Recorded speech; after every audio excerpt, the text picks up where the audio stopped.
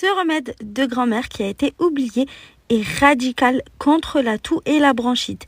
Pour le préparer, nous aurons besoin de 2 gros navets. Prenez des navets bio de préférence. Donc après les avoir lavés sous l'eau claire, on va couper le haut de la partie violette.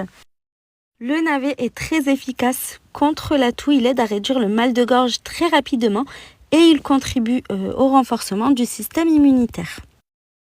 Ensuite, à l'aide d'un couteau ou alors d'une cuillère, on va venir creuser un puits au centre.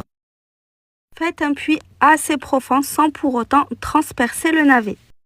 Vous ne coupez pas à ras du bord, vous laissez un bon petit centimètre de chair tout autour.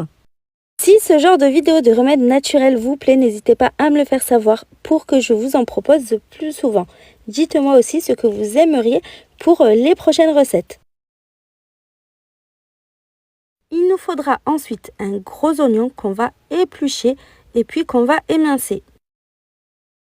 Très connu pour soigner le rhume et le nez bouché, l'oignon fait également partie des remèdes contre la toux. Il est composé en grande partie de soufre, comme le navet. Il est anti-inflammatoire et anti-infectieux. C'est un antibiotique complet naturel qu'il est préférable de manger cru. Je mets mon oignon émincé dans un grand bocal. Ensuite, pour maintenir vos navets bien droits, vous allez prendre 2 verres sur lesquels vous allez les poser. On ajoute à l'intérieur de ceux-ci environ 2 cuillères à soupe de sucre. Vous pouvez remplacer par du sucre de canne. Dans le plus gros, j'ai mis 3 cuillères à soupe. On remet le petit chapeau et on laisse reposer une nuit à température ambiante. Je vais vous montrer par la suite comment ça va devenir. Ensuite, on reprend le bocal avec l'oignon émincé dans lequel on va ajouter du miel. Donc j'en ai mis 400 ml. Le miel est très efficace pour calmer la toux et les maux de gorge.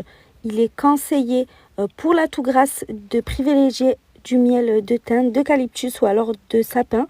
Pour ma part, j'ai utilisé du miel de sapin. Pour les toux sèches, le miel de lavande est le meilleur à utiliser. On referme le bocal et pareil que pour le navet, on laisse reposer une nuit.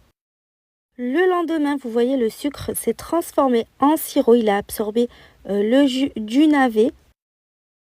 Donc pareil pour les oignons, pendant la nuit, ils ont pu lâcher toute leur eau. On obtient déjà une belle consistance de sirop. On va verser notre sirop de navet dans le bocal. Ensuite, vous ne jetez pas vos navets, mais vous répétez l'opération sur plusieurs jours jusqu'à ce qu'il soit totalement vidé. Vous pouvez consommer votre sirop en prenant jusqu'à 4 cuillères à soupe par jour. Croyez-moi, vos maux disparaîtront très vite. À bientôt!